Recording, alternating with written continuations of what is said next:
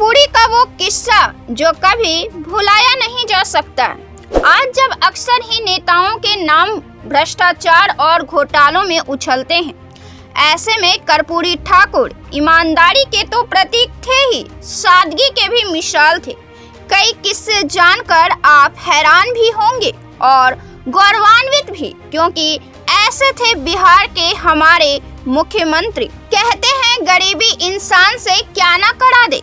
गरीबों पर सबसे पहले गलत काम के लिए शक भी अधिक की जाती है और बेइज्जती भी, लेकिन इससे भी दागने वाले लोहे के रद तो वो होते हैं जब उनकी बड़ी से बड़ी उपलब्धियों जिसे हासिल कर पाना जमींदार की भी बात नहीं होती, कोयले के राख के भाव कर दिए जाते हैं। और यही डंस, इसी घाव, इसी दर्द में वे ताकत होती है जो इतिहास रचकर उन जमींदारों की नींव हिला देती है जिसकी नींव अहंकार और जलीलता पर टिकी होती है। कर्पूरी ठाकुर के यूं तो बहुत किस्से हैं, लेकिन हम शुरुआत करते हैं उनके बोर्ड के किस्से से।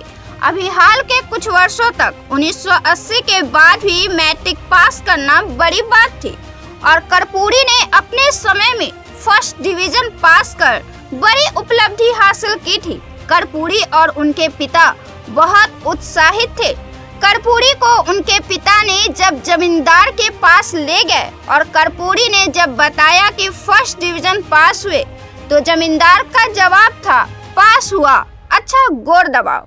यह सुनकर कर्पूरी का रूह छेद गया और यही कर्पूरी बिहार में सत्ता में ऐसे ऐसे कारनामे कर दिखाए जिसकी आवाज कभी नहीं मिट सकती है। राजनीति की इन्होंने बिहार और पूरे देश में नींव डाली है। दूसरा किस्सा, उनके मुख्यमंत्री रहते उनके गांव के कुछ दबंग सामंतों ने उनके पिता को अपमानित करने का काम किया।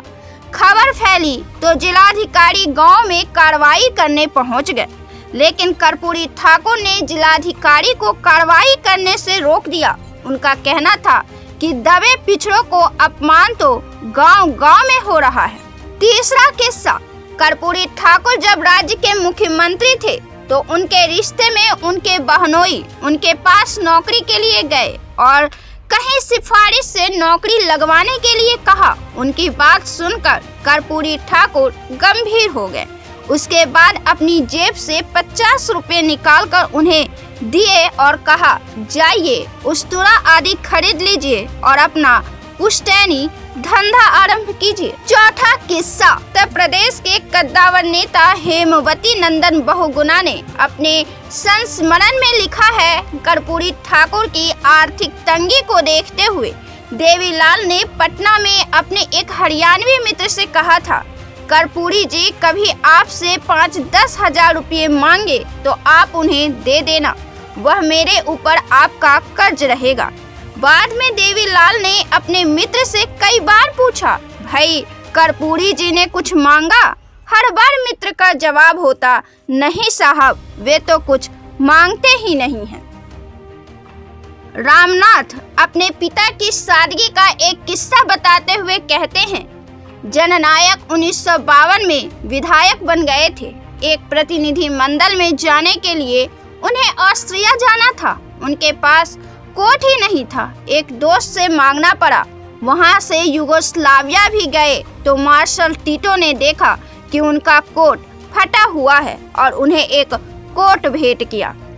पांचवा किस्सा, कर्पूरी ठाकुर जब पहली बार उप मुख्यमंत्री बने या फिर मुख्यमंत्री बने तो अपने बेटे रामनाथ को खत लिखना नहीं भूलते थे। इस खत में क्या था, इसके बारे में रामनाथ बताते हैं, पत्र में 3 ही बातें लिखी होती थी, तुम इससे प्रभावित नहीं होना, कोई लोभ लालच देगा तो उस लोभ में मत आना, मेरी बदनामी होगी। आज कर्पूरी जयंती है और राजनीतिक दल कर्पूरी जयंती को बड़े ही धूमधाम और उत्साह से मनाते हैं, लेकिन उनके नाम पर माला अर्पण करने वाले उनकी सादगी और ईमानदारी से भरी राहों पर चलने का हिम्मत नहीं जुटा सकेंगे।